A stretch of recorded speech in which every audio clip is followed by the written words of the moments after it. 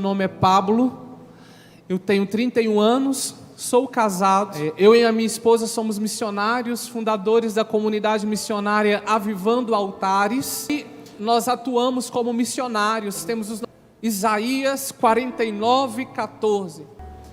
A palavra do Senhor vai dizer assim: Sião dizia, o Senhor abandonou-me, o Senhor esqueceu-me. Coloca versículo 15.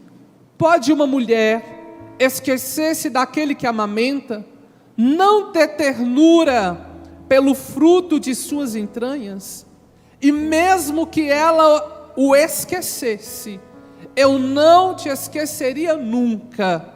Eis que estás gravada na palma de minhas mãos, tenho sempre sobre os meus olhos tuas muralhas. Palavra do Senhor. Muitas vezes nós queremos medir o amor de Deus pelas circunstâncias que acometem a nossa vida. Então nós costumamos a pensar, se eu estou passando por essa situação, se eu estou passando por essa dificuldade, se eu tenho sofrido, será que de fato Deus me ama? Mas aí o Senhor nos traz palavras para dizer para nós, que apesar das circunstâncias que nos acometem, Ele nos ama. É um amor muito mais profundo, ao ponto de que o Senhor está dizendo para nós, que uma mãe não pode esquecer do filho que amamenta. Mesmo se essa mãe tenha rejeitado este filho, ela jamais se esquece que ela teve um filho. É verdade ou não é? Nossa Senhora é a expressão do amor materno de Deus. Deus a escolheu para ser mãe e expressar na sua maternidade o seu próprio amor de mãe. E é por isso que quando Jesus está na cruz, Ele olha para o alto e Ele diz ao Pai: por que me abandonastes? Mas quando Jesus olha para os pés da cruz, Ele vê que o Pai não abandonou, porque o Pai está o amando através dos olhos de sua mãe. O amor materno de Deus pelo seu filho estava aos pés da cruz o tempo inteiro. E eu experimentei este amor do Senhor através de Nossa Senhora. Eu nasci no ano de 1992. E quando os meus pais se conheceram, eles eram muito jovens. O meu pai tinha 17 anos. E eles curtiam rock and roll. Eles viviam uma vida totalmente desequilibrada. E eles resolveram ter um filho. E quando a minha mãe ficou grávida, o meu avô, pai do meu pai, ele queria que ela abortasse. Mas a minha mãe não queria abortar.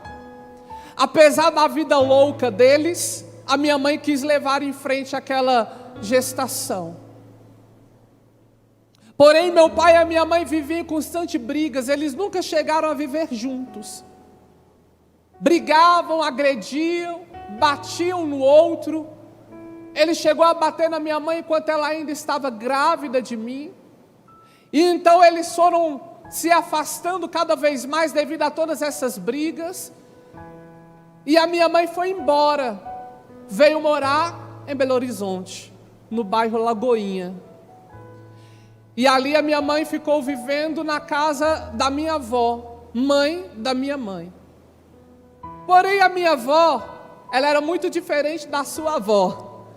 Ela não gostava de fazer crochê, ela não gostava de fazer bolo de fubá, nem de fritar biscoito. A minha avó gostava de colocar uma calça leg, passar um batom vermelho na boca e partir o forró do Mangabinha. Ela era uma mãe narcisista, ela competia com as filhas dela, namorados, festas. Vivendo ali, a minha mãe conheceu um outro homem, mas não chegaram nem a namorar. Foi só um amor de carnaval, uma curtição, a minha mãe engravidou novamente do meu segundo irmão, Pedro. Ficamos vivendo na casa da minha avó os três, a minha mãe, eu e o meu irmão Pedro. Depois a minha avó começou a namorar com o Senhor, e a minha mãe, ela, na sua vida louca, engravidou novamente da minha terceira irmã, Maria Eduarda. Porém, meus irmãos, a minha avó desconfiou que o filho que a minha mãe estava esperando era do namorado dela. E a minha mãe e a minha avó começaram a brigar, uma briga feia. Chovia muito naquela noite. E a minha mãe estava com um vestido longo, branco e com uma barriga bem grande já. E naquela briga minha avó expulsou minha mãe de casa. E nós fomos de Belo Horizonte para Sete Lagoas de carona. Minha mãe saiu a pé, segurando a minha mão, eu segurando a mão do meu irmão menor e a minha mãe grávida. E aquela chuva caía, aquele vestido branco pregava no corpo da minha mãe. E nós fomos pegando carona até nós chegarmos em Sete Lagoas. E chegamos em um bairro em Sete Lagoas que se chama Itapuã. É um bairro muito violento, é um bairro de muita miséria, muita drogadição. É um bairro muito precário e nós fomos viver ali. E tinha o Itapuã 1 e 2, e nós fomos morar no 2. E ali naquele bairro, que é um morro lá no topo, minha mãe foi para uma casa, antiga casa dos meus avós, que eles haviam abandonado esta casa quando se mudaram para Belo Horizonte. A casa estava abandonada, tinha um mendigo morando lá, minha mãe chegou e expulsou o mendigo de casa. E nós ficamos morando ali em cima, dormindo em cima do papelão que ele tinha colocado para ele dormir.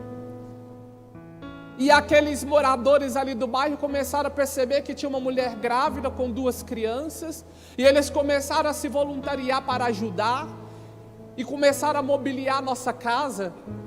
A gente ganhava um fogão de 4 bocas que funcionava 2, a gente ganhava uma estante sem pé, colocava um tijolo embaixo. Nós fomos ganhando as coisas usadas, as pessoas, roupas usadas, calçado usado. E nós fomos vivendo ali naquela situação. Mas, meus irmãos, infelizmente, naquele bairro minha mãe conheceu algumas pessoas. E essas pessoas que a minha mãe conheceu, começaram a indicar para ela um caminho para conseguir dinheiro. O caminho da prostituição. Existia uma Kombi que ia até o bairro, pegava as mulheres e levava para outros lugares para se prostituir. E aqui a minha mãe começou a se prostituir junto com essas mulheres. No início, ela levava dinheiro para casa, ela levava comida para casa, ela pagava as contas da casa. Mas a palavra do Senhor diz, meus irmãos, que um abismo chama outro abismo. Ninguém nunca fica apenas em um pecado. Se você vive em uma situação de iniquidade e você se adapta a este pecado, daqui a pouco você vai aderir na sua vida mais outro e mais outro e mais outro. Porque Santa Teresa de Ávila diz assim, que na vida espiritual, aquele que não progride, regride. Quem não vai à frente, volta atrás. E assim, dentro da vida da prostituição, a minha mãe conheceu as drogas. E agora, dentro dessa vida, a minha mãe começou a ficar decadente. Porque ela começou a usar droga, viciar em droga, em cocaína, na bebida alcoólica. E agora o dinheiro não chegava mais na nossa casa. A comida não chegava mais na nossa casa. E nem a minha mãe chegava mais na nossa casa. Porque ela passava 4 dias, 5 dias, 1 semana longe de casa. Na prostituição, na vida de promiscuidade. Nós ficávamos sozinhos em casa, eu e os meus irmãos. E os meus irmãos sentiam falta da minha mãe, eu sentia falta da minha mãe, porque passava muitos dias longe. o resto de comida que ela deixava no fogão apodrecia no fogão. A louça lá na pia apodrecia lá na pia, cheirava mal a nossa casa, era bagunçada a nossa casa. Os meus irmãos eram todos menores do que eu, e eu cuidava dos meus irmãos, e quando a gente sentia fome, a gente batia na porta dos vizinhos e pedia aos vizinhos comida, e os vizinhos nos davam comida na calçada deles. Eles não nos colocavam para dentro de casa, e eles diziam: não é bom colocar essa gente para dentro de casa. E eu e meus irmãos comiam na porta da casa dos vizinhos aquilo que eles nos davam. E nós voltávamos para casa, cortavam a luz da nossa casa, nós ficávamos no escuro dentro da nossa casa. Os meus irmãos subiam para cima da cama junto comigo, e nós ficávamos todos ali encolhidos em cima da cama. A minha mãe chegava muitas vezes altas horas da noite completamente embriagada. Na nossa casa, a porta da nossa casa era portátil. Você tirava a porta e colocava. E para fechar a porta você escorava com um pedaço de pau atrás da porta. Porque a minha mãe um dia chegou bêbada, caiu por cima da porta, quebrou a porta. Quando ela chegava muito atordoada, via a casa toda bagunçada, via aquela condição, e ela ainda alcoolizada, batia na gente, batia com cabo de vassoura, batia com fio de tomada, batia com chinelo. E assim, meus irmãos, era a nossa vida. Desejava que a nossa mãe chegasse, e quando ela chegava, nós desejássemos que ela fosse embora. Vivíamos sozinhos, eu criando os meus irmãos e os vizinhos nos olhando. Dentro dessa realidade onde a nossa casa não tinha nem muro, não tinha portão, era só uma casinha de parede de reboco, de telha de amianto, de 4 cômodos. A nossa casa era pública. A minha mãe começou a se prostituir dentro da nossa casa, levar droga para dentro da nossa casa. Nós passávamos o dia inteiro vendo as pessoas usando droga e se prostituindo dentro da nossa casa. E ali, naquela condição que nós estávamos vivendo, aquela casa pública, um homem entrou lá dentro de casa quando a minha mãe não estava e abusou de mim aos 7 anos de idade. Eu tinha muita revolta no meu coração, porque eu me sentia completamente abandonado. Nós éramos de todo mundo. Nós não tínhamos ninguém. E eu cresci vendo todo tipo de promiscuidade. Dói muito no coração de um filho ver a sua mãe se prostituindo.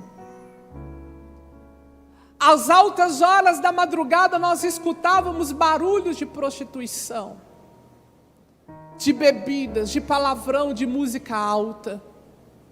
Achávamos pratos de cocaína espalhados na casa, preservativos usados. Um dia, eu escutei um barulho e me levantei para olhar. E a minha mãe estava fazendo um aborto. Um homem arrancava de dentro dela pedaços de feto. Naquele dia, minha mãe estava matando um dos meus irmãos. A minha mãe, nas suas saídas loucas, chegando bêbada, muitas vezes ela chegava em casa, eu arrastava ela para debaixo do chuveiro. Um dia ela estava de vestido, eu arrastei ela para debaixo do chuveiro, tirei o vestido dela, liguei o chuveiro na cabeça dela, ela ali sentada no chão, ela se levantou totalmente nua, saiu correndo para a rua, caiu lá na rua totalmente nua. Os nossos colegas da rua viam e riam de nós, zombavam de nós. E eu comecei a ficar muito triste, muito deprimido. Eu não saía mais de casa, ainda criança, meus irmãos. Eu ficava dentro da minha casa e eu ficava olhando pela janela. Eu ficava olhando a rua pela janela, mas eu não queria sair da minha casa. Um dia minha mãe tinha cortado as pontas do cabelo, deixou o cabelo ali no chão e saiu. Passou muitos dias. Os meus irmãos ficaram com saudade da minha mãe, e o meu irmão foi lá, pegou aqueles cabelos da minha mãe e chorava com eles na mão. Eu peguei as mechas de cabelo da minha mãe e coloquei num quadro na sala, e falava para os meus irmãos que quando eles ficassem com saudade delas, eles pudessem olhar. Meus irmãos um dia estavam reclamando de muita fome, e eu saí para procurar minha mãe pelo bairro. Disseram que minha mãe estava na rua de trás, em um bar. Eu cheguei e o bar estava fechado, mas a parte do bar que funcionava uma sinuca estava aberta. Eu abri aquela porta e encontrei a minha mãe tendo relação sexual com o dono do bar em cima da mesa de sinuca. A hora que eu entrei naquele lugar, ele veio na minha direção, deu um tapa na minha cara e falou: some daqui, sua desgraça. Eu caí no chão, saí chorando, correndo. Fui para minha casa, sentei na porta da cozinha da minha casa, e eu comecei a chorar copiosamente. Ninguém nunca tinha falado para mim de Deus. Na minha casa nós nunca tínhamos falado de Deus, nunca tínhamos feito uma oração, nunca tínhamos ido à igreja. Mas naquele dia eu sentei no chão e eu falei com Deus pela primeira vez. E eu disse para Deus que se Ele existisse, que Ele fizesse alguma coisa, porque eu não aguentava mais tanto sofrimento. Eu pedi a Deus que Ele tirasse a minha vida, ou que Ele fizesse alguma coisa pela minha vida, mas eu não aguentava mais viver aquela condição que a gente estava vivendo. E naquele instante, meus irmãos, que eu chorava, ali sentado na porta da cozinha daquela casa, eu senti a presença de Deus. Eu senti que Deus estava ali. Eu fiquei com medo, eu fechei os meus olhos, e com os olhos fechados eu orava e dizia: Deus, tira ou muda a minha vida, tira ou muda a minha vida. E eu sentia, meus irmãos, que se eu abrisse os meus olhos, eu veria Deus na minha frente. Tamanha era a força da presença dele ali. Eu sentia muito amor, eu nunca me senti tão amado. E naquele momento de oração, daquela presença, eu não queria que Deus saísse dali. Então eu não sabia mais orar, eu não sabia mais o que falar para Deus. E eu comecei a cantarolar. E eu cantarolava assim, e sentia aquela presença de Deus ali perto. Eu nunca tinha ouvido falar de Espírito Santo, de batismo no Espírito Santo, de oração em línguas, mas daquele dia, sozinho, sentado na porta da minha casa, o Senhor me batizou no Espírito Santo.